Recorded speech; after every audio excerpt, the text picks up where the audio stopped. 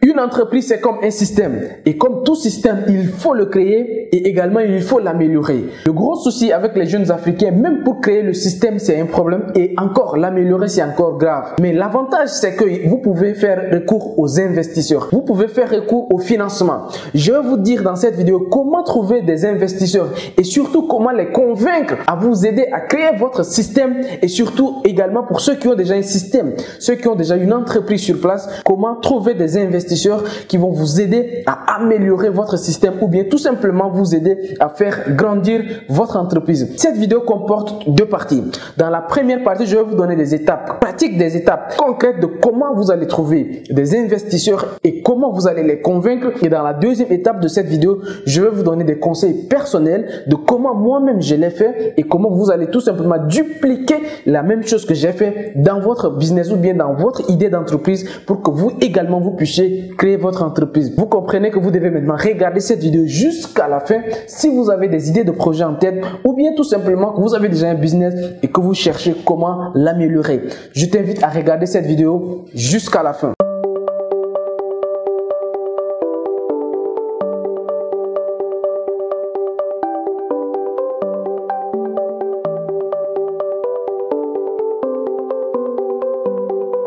Si vous venez de me découvrir au travers de cette vidéo, laissez-moi me présenter rapidement. Mon nom, c'est Justin. Je suis entrepreneur et propriétaire de plusieurs business en Afrique. Le but de cette chaîne, c'est de contribuer au développement de l'Afrique au travers des business et des investissements. Donc, si la thématique de l'immobilier, de la bourse, des business, de l'investissement ou bien de toute autre activité génératrice de revenus te parle, je t'invite à faire deux actions.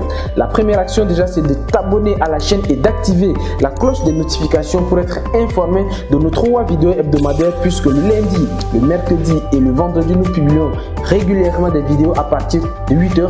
Et la deuxième action, c'est d'aller dans la barre de description pour avoir des informations complémentaires à cette vidéo. L'un des gros problèmes que personnellement je l'ai eu lorsque mes entreprises à l'époque étaient dans leur adolescence, c'était le problème de financement. J'étais coincé à un moment donné où c'était un peu difficile d'amener mon entreprise à un niveau. Alors, je vais vous dire tout de suite déjà pour qu'on soit tous au même niveau, pour créer une entreprise, vous n'avez pas besoin forcément de financement de la part des investisseurs ou bien de la part des banques, ainsi de suite. Ça, moi personnellement, je déconseille ça aux gens, mais pour la croissance de votre entreprise, surtout pour la phase adolescence, la phase où votre entreprise arrive, le déclin en fait, le déclic, là où votre entreprise doit maintenant basculer à ce niveau, vous avez besoin de financement. Donc si vous n'avez pas assez de la trésorerie, ça devient nécessaire, voire même obligatoire pour vous en tant que chef d'entreprise de faire recours aux investisseurs pour pouvoir faire grandir votre entreprise. Parce qu'une entreprise qui ne grandit pas, l'entreprise risque de mourir. Donc voilà pourquoi il est très important d'avoir recours aux investisseurs à une certaine phase de votre projet. Je le répète, c'est pas à toutes les phases. À la création, vous n'êtes pas obligé d'avoir recours aux investisseurs. Mais avant de continuer cette vidéo, laissez-moi vous faire quelques mises au point. La première mise au point que j'aimerais faire dans cette vidéo, c'est que les investisseurs ne sont pas des Pères Noël. Ce ne sont pas des personnes qui ont beaucoup d'argent et qui cherchent juste des personnes à leur distribuer. Si vous partez trouver et convaincre des investisseurs, sachez que vous devez leur rembourser l'argent avec les intérêts. Donc très clair, quand on vous parle des investisseurs, ce ne sont pas des personnes qui ont juste de l'argent à gaspiller. Ce sont des personnes qui investissent. Et investir, ça veut dire quoi? Donner aujourd'hui pour que ça soit rentable demain. Donc ça, moi, j'aimerais d'abord faire cette mise au point là pour que vous compreniez clairement que si les gens vous prêtent de l'argent, c'est pas pour que vous vous amusez avec. Donc ça, c'est une mise au point très importante que je tenais à faire. Une fois que cette mise au point est faite, nous allons maintenant continuer dans la vidéo. La première étape que moi, je vous recommande de faire, c'est plutôt de trouver des business angels ou bien des angels investisseurs. Donc en fait, en gros, ce sont des personnes en fait qui investissent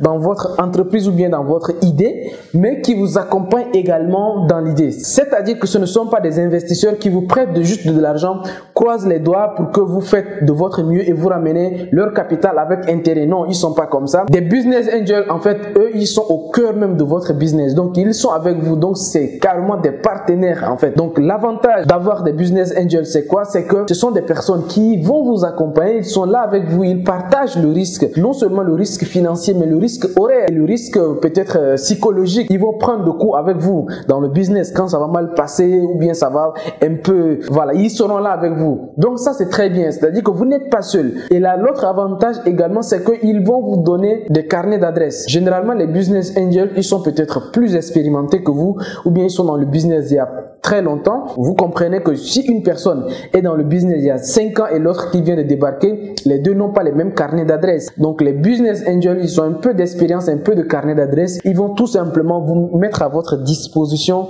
ces outils-là qui vont vous permettre d'aller très vite. Donc ça, mon premier conseil, c'est d'avoir d'abord recours aux business angels, d'avoir recours aux personnes qui vont être avec vous dans le business. Surtout quand vous débutez, c'est très important. Quand vous débutez, je vous recommande toujours, si vous cherchez des investisseurs, il faut chercher des business angels. La deuxième étape, en fait, maintenant, on arrive à des choses plus sérieuses. C'est que les investisseurs, il faut savoir ce que les investisseurs veulent. Si un investisseur souhaite ou bien décide d'investir dans son business, c'est pour deux choses. D'abord, c'est pour le ROI. En fait, l'investisseur a une vision très claire ou bien ne perd pas de vue le ROI. Un ROI, c'est un mot anglophone qui veut dire Return on Investment, qui veut dire juste un retour sur investissement. Donc, les investisseurs, ils ne perdent vraiment pas de vue sur cet aspect-là, le retour sur investissement. Et l'autre aspect qui est très important que les investisseurs ne perdent pas de vue, c'est le DRC. Donc, en fait, c'est le délai de récupération du capital investi. Si vous comprenez ça, vous comprenez les deux choses que recherchent les investisseurs, vous devez maintenant être vraiment focus sur ces deux choses-là. Cherchez à savoir vraiment le retour sur investissement et surtout le délai de récupération du capital. Si vous décidez par exemple de lancer un business dans le domaine de la restauration, donc vous voulez ouvrir un restaurant, les investisseurs, ce qu'ils vont voir, c'est quoi? Ils disent que si on vous prête 10 millions pour commencer ou bien 5 millions, ça dépend de la taille de votre restaurant. Si on vous prête 10 millions pour commencer, eux, ils vont savoir. Tout ce qu'ils veulent savoir, c'est pendant combien de temps ils vont récupérer d'abord les 10 millions. En fait, c'est ça, le capital investi. Donc, eux, s'ils vous prêtent sur les 10 millions, si eux, ils vous prêtent 8 millions, mais 5 millions, en fait, la somme que l'investisseur vous prête, pour l'investisseur, ce qui est important, c'est de voir sur quel délai il peut récupérer ses capital investis. Et ça, on ne parle même pas du ROI, pas du retour sur investissement avec le taux d'intérêt, tout ça. Je parle même pas de ça. La première des choses, c'est d'abord comment récupérer le capital investi. Et ça, si vous comprenez ça, vous allez tailler votre business model et vous allez adapter ça à ça. Parce que, en fin de compte, les investisseurs, c'est la vélocité. Je vous ai toujours dit, la vélocité, ils voient un business, ils regardent automatiquement la vélocité avant d'investir dedans. Et la vélocité regroupe les deux choses que je vous ai citées. Le retour sur investissement et le délai de récupération du capital investi. Et ça, c'est très important. Vous devez, vous également, comprendre les deux choses-là. Comme ça, lorsque vous allez vous présenter devant un investisseur, vous allez aller droit au but. Même si vous présentez votre idée d'une certaine manière, vous allez vous apaisantir. Vous allez vraiment faire focus sur ces deux points-là. Et c'est seulement là qu'on vous attend. Si vous êtes convaincant sur le délai de récupération du capital et le ROI, les investisseurs ne vont pas hésiter à vous accompagner. Et là, ça, c'est très important. La troisième étape que je veux partager avec vous dans cette vidéo, avant de vous donner des conseils personnels, en fait, c'est que vous devez présenter votre business model ou bien présenter votre entreprise ou bien présenter votre idée rapidement. Ça, c'est très important. Les investisseurs, généralement, ils n'ont pas de temps. Quelqu'un qui veut investir, il n'a pas de temps. Il n'a pas de temps à être là, ce que tu lui racontes. Voilà, ceci s'est passé comme ceci s'est passé comme cela. Mon papa est ceci, ma maman est cela, mon frère est là, mes amis sont ceci, mes amis peuvent m'aider à... Non, il faut pas trop parler. Présentez rapidement votre entreprise. Et aussi, il faut pas présenter un gros document. Ça ne sert à rien. Généralement, ce que moi, je dis aux personnes que j'accompagne, en fait, je leur dis de faire un business model Canva. Alors, je sais pas si vous connaissez un business model Canva, mais dites-moi dans les commentaires si vous connaissez ce qu'on appelle le business model Canva. Si vous ne connaissez pas, dites-moi dans les commentaires. En fait, j'en referai un tuto où je vais vous expliquer vraiment ce qu'on appelle le business model Canva, ou bien encore, il y a en fait un autre business model qu'on appelle le lean model Canva. Bon, c'est juste côte à côte, mais ça veut pas dire exactement la même chose. Il y a des nuances. Le troisième point dans cette vidéo, avant de vous donner les conseils personnels que je vous ai promis, en fait, il faut que vous soyez bref dans votre présentation. Présentez rapidement votre idée de projet. Présentez votre entreprise rapidement. Ne faites pas un document de 10 000 pages, de 15 000 pages ou bien de 100, 200 pages. Ça ne marche pas comme ça. Moi, je recommande à tout le monde de faire un document d'une page. Oui, vous avez bien entendu. Faites juste une page. Et une page, c'est quoi? C'est de faire un modèle business Business Canva, ce qu'on appelle le BMC, le Business Model Canva. Ou bien faites aussi ce qu'on appelle le Lean Model Canva. C'est des modèles très simples, hein. Donc si vous comprenez pas également ça, dites-moi dans les commentaires. J'en referai une vidéo pour vous expliquer c'est quoi le BMC, le Business Model Canva. Je vous ferai une vidéo spécialement sur ça pour vous expliquer le BMC, pour que vous compreniez comment ça fonctionne. Mais moi, je vous recommande de présenter votre business rapidement. Ne vous étalez pas trop les idées, non. Allez, soyez concis, bref et précis. Et c'est ce qui va seulement convaincre les investisseurs. Ils n'ont pas déjà de temps pour être là à vous écouter toute la journée, c'est pas possible. Ils sont là, peut-être qu'il y a 15 personnes qui sont en train d'attendre. Donc, si vous passez, vous n'avez peut-être que 10 à 15 minutes. Donc, en 10-15 minutes, il faut que le gars, il sente déjà votre projet. Il faut qu'il sente déjà que c'est quelque chose de très bien. Mais si vous commencez à vous étaler, il va dire que vous ne maîtrisez pas votre idée et vous voulez de l'argent. Donc, on va pas vous prêter. Ça, c'est très important. J'aimerais également souligner cet aspect-là. Avant de finir cette vidéo, je vais vous donner 4 conseils rapides, brefs, précis pour que vous passiez directement à l'action et que vous puissiez également l'implémenter dans votre idée d'entreprise ou bien dans votre entreprise. Le premier conseil que j'ai à vous donner, c'est vous également d'avoir un apport financier. C'est très important. Les investisseurs, ils veulent également que vous partagez les risques. Ils veulent pas être ceux qui amènent tout le côté financier. Même si votre financement ne va pas aller directement dans le capital et que vous amenez d'autres apports, mais si votre contribution est aussi un apport numéraire, ça va un peu peser. Donc l'investisseur va se dire que oui, c'est très important. En tout cas, c'est apprécié. Ça, je vous dis. Personnellement, en 2016, lorsque je lançais un nouveau business, hein, c'était dans le domaine des médias, j'ai trouvé des investisseurs et le projet était à coût de 10 millions. Sur les 10 millions, personnellement, moi, j'ai apporté 3 millions. Et c'est sur les 3 millions, sur la base de 3 millions, plus mes idées, plus déjà ce que j'avais, je vous dirai tout à l'heure, plus déjà l'ébauche de mon projet. Et c'est ce qui a facilité à ce que les gars, ils me suivent, ils injectent leur argent. Ça, c'est très important. Donc, je vous recommande toujours d'apporter au minimum les 1/3 avec vous. Donc, si vous partez trouver des investisseurs avec 0 francs, c'est pas très bien. En fait, c'est pas très apprécié. En fait, c'est ce que je veux dire.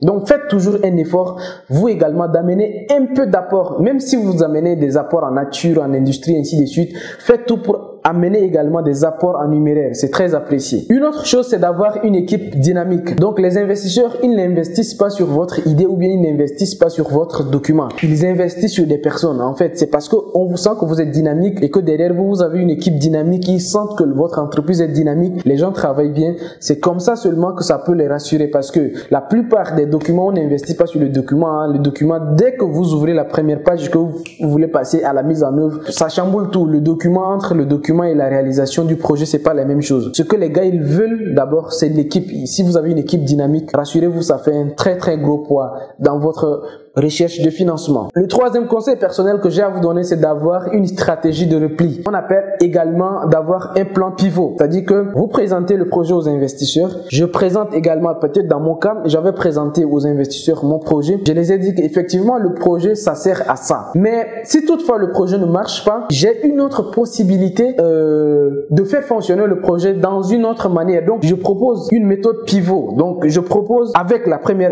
donc le premier projet, vous présentez le premier projet, mais vous présentez également un plan pivot, un plan où si le premier plan ne marche pas, dites-leur qu'il y a toujours un autre plan. En fait, faites toujours comprendre aux investisseurs ou bien aux personnes qui veulent vous accompagner, quel que soit ce qui va se passer, vous avez plusieurs plans que par A plus B, le projet va prendre. Ça, c'est très important. Donc, ayez toujours une stratégie de repli à présenter à vos investisseurs. Mon dernier conseil pour vous, c'est la fusion. La fusion, c'est quoi? C'est que dans la stratégie de pivot, bien dans la stratégie de repli que vous allez présenter, dites toujours aux investisseurs que si le projet ne marche pas, on peut fusionner. Donc, la méthode de fusion, elle est très importante. Par exemple, ça a été pour un des business, en fait, un de mes business, c'est pas ceux dont je vous parlais de capital de 10 millions, mais un autre business où finalement, j'ai fusionné avec une autre société. Le business que j'avais présenté à un ami qui avait souhaité m'accompagner, finalement, le business n'a pas marché comme on le souhaitait. Donc, ce qu'on a fait, j'ai fusionné. On a fusionné la société avec sa société. Donc, maintenant, c'est comme la société que j'avais créée avec lui où on avait trouvé un gérant. En fait, le gérant n'avait pas géré le business comme prévu. Donc, on a retiré le business et on l'a fait fusionner dans son entreprise. Finalement, le business a survécu quand même.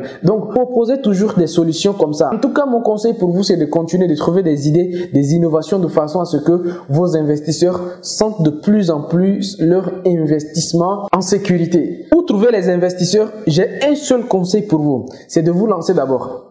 quand vous allez vous lancer, ils vont venir naturellement. Mais tant que vous ne vous êtes pas encore lancé, je vous assure que ça va être très compliqué. Les banques, on connaît la procédure, ça n'arrive généralement pas. Donc lancez-vous, c'est une fois que vous allez vous lancer que vous allez voir, les investisseurs vont venir de nulle part. Vous allez voir des personnes prêtes à vous accompagner. Donc lancez-vous, allez-y à des séminaires, à des conférences et rencontrer de nouvelles personnes. C'est seulement comme ça que vous pouvez rencontrer des investisseurs et leur dérouler le plan que je viens de présenter là. Vous également, peut-être vous êtes en train de vous demander, justement, j'ai pas encore d'idée pour commencer. Ce que j'ai fait, mon équipe et moi, on a écrit un livre qui contient 33 idées de business. Vous allez voir que dans cet e-book, chaque idée est détaillée, comment le business ça marche. Vous allez voir également un plan d'action à la fin avec des citations inspirantes pour vous donner un bon état d'esprit afin de passer directement à l'action. Tout ceci, ça se trouve dans la barre de description. Et avant de finir cette vidéo, laissez-moi vous demander 3 choses. La première chose déjà, c'est de partager cette vidéo à toutes les personnes qui ont un projet ou bien de toutes les entreprises qui cherchent comment rechercher des investisseurs mais qui n'en trouvent pas. Partagez cette vidéo avec le maximum d'entrepreneurs ou bien des personnes qui cherchent à lancer leur business. La deuxième chose que je vous invite à faire, c'est de me dire dans les commentaires